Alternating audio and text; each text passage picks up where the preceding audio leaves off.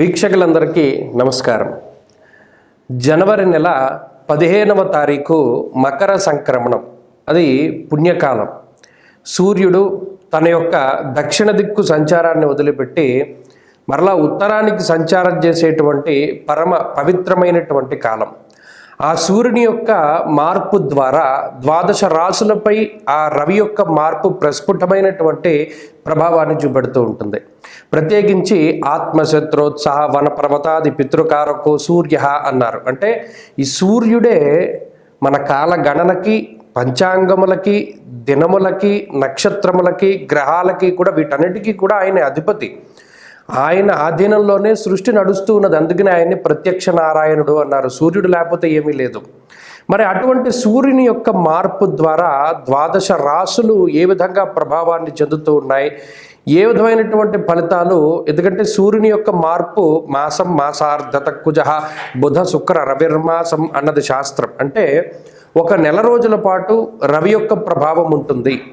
రోజుకి 1 డిగ్రీ చొప్పున రవి సంచరిస్తూ ఉంటారు ప్రతి రాశి యందు కూడా. రాశికి 30 డిగ్రీలు ఉంటే రోజుకు 1 డిగ్రీ చొప్పున 30 రోజుల పాటు ఒక రాశిలో సంచారం చేస్తారు.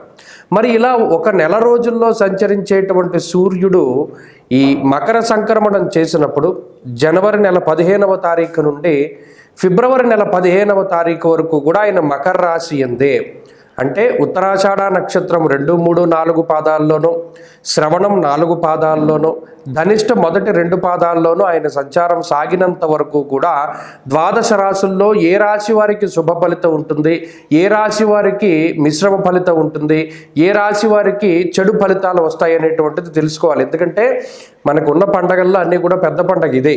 మరి ఆ పండగ సమయంలో మరి మనకి ఏమి కలిసి వస్తుంది రవి యొక్క మార్పు ద్వారా అనేటువంటి విషయాల్ని ఈ కార్యక్రమం ద్వారా కూలంకషంగా తెలుసుకుందాం. ముఖ్యంగా సింహరాశి వారికి మకర సంక్రాంతి ఎప్పుడూ అదృష్టాన్ని ఇస్తుంది.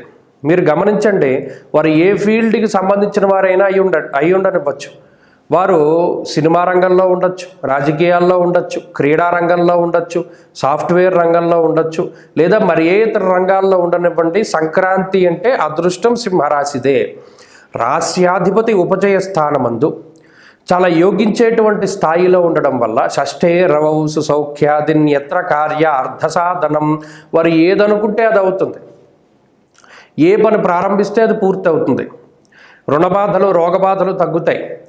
చేతికొచ్చేటువంటి పంట లేదా చేతికొచ్చేటువంటి డబ్బు అది ఉద్యోగంలోనైనా వ్యాపారంలోనైనా అన్నిట్లోనూ కూడా చాలా దిగ్విజయంగా ఉంటుంది సింహరాశి వారికి. కాబట్టి ఈ రవి యొక్క మార్పు సింహం చాలా అద్భుతంగా ఉంటుంది. కాబట్టి ఈ మకర సంక్రాంతి ఇప్పుడే కాదు, ఎప్పుడూ కూడా వీరికి యోగించేటువంటిదే. అందువల్ల సింహరాశి వారు చాలా అద్భుతమైనటువంటి స్థాయిలో ఉంటారు. ఈ మకర సంక్రమణం రోజున వారికి ఐశ్వర్య ప్రాప్తి, ఆరోగ్య ప్రాప్తి ఇవన్నీ కూడా కనబడుతూ ఉన్నాయి. అంతేకాకుండా సింహరాశి వారికి ఇది ఆనందదాయకమైనటువంటి సమయము అని కూడా చెప్పచ్చు. ఇలా చెప్పుకుంటూ పోతే ఇలా చాలా రకాలైనటువంటి అంశాలు, అంటే చాలా కాలంగా డేలా పడిపోయినటువంటి సింహరాశి వారికి ఉత్సాహం రావడం, ఇలా ఇటువంటివన్నీ కూడా జరుగుతాయి. కాబట్టి అన్నీ సర్వత్రా మంచి విషయాలే ఉన్నాయి కాబట్టి ఏం ఇబ్బంది లేదు. ఇక కన్యారాశి వారి పరిస్థితులను చూస్తే అర్ధాష్టమ రవి యొక్క దోషం పోతోంది. ఇది ఒక గొప్ప విషయం. ఎందుకు? ద్వాదశాష్టమ జన్మస్థా శని అర్క అంగారక గురువు. ఇందులో ప్రత్యేకించి చతుర్థాన్ని చెప్పలేకపోయినా అర్ధాష్టమ స్థానము అంటే చతుర్థ స్థానము అంటే బంధుభావేన బంధుశ్చ గృహం మాతృబలం సుఖం అన్నారు. ఇది చాలా కీలకమైనటువంటి స్థానం. విద్య, ఉద్యోగము, కుటుంబము, తల్లిగారు లేదా సుఖస్థానంగా కూడా దీన్ని అభివర్ణించడం జరిగింది. మరి ఆ స్థానంలో రవి సంచరించడం వల్ల అంతఃక్లేశం గృహశ్చిద్రం సౌఖ్య నివ భోజనం అన్నారు. అంటే ఇంట్లో ఉండేటువంటి పరిస్థితులు దెబ్బతింటాయి.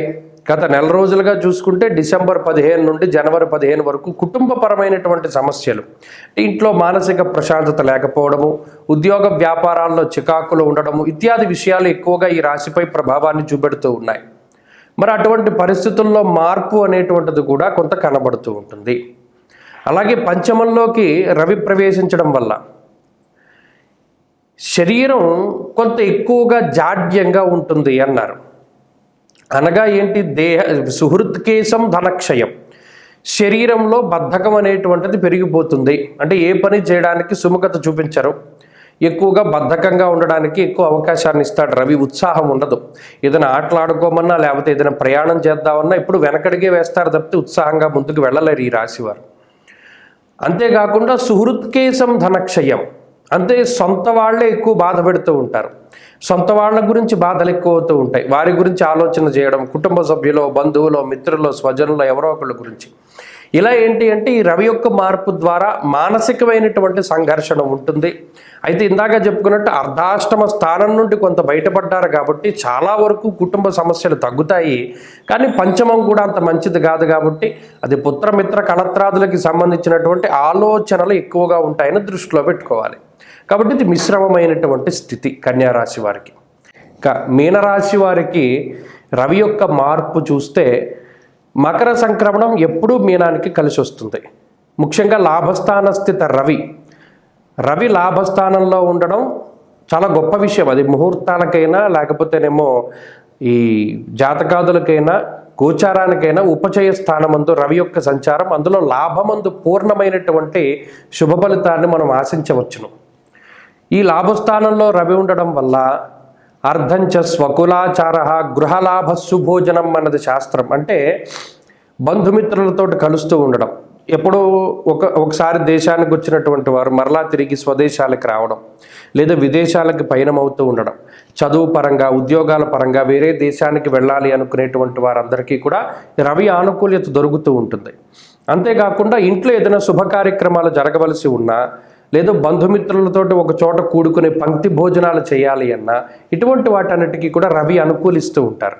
ఉత్సాహాన్ని పెంచుతూ ఆనందాన్ని, ఐశ్వర్యాన్ని, సౌభాగ్యాన్ని పెంచుతూ రవి చాలా గొప్ప ఉపయోగాన్ని కలగజేస్తూ ఉంటారు. అంతేకాకుండా ఉద్యోగాభివృద్ధి, ఆర్థికాభివృద్ధి, ఐశ్వర్యాభివృద్ధి లాంటి అంశాలన్నీ కూడా రవిగ్రహం వల్ల కలుగుతూ ఉంటాయి.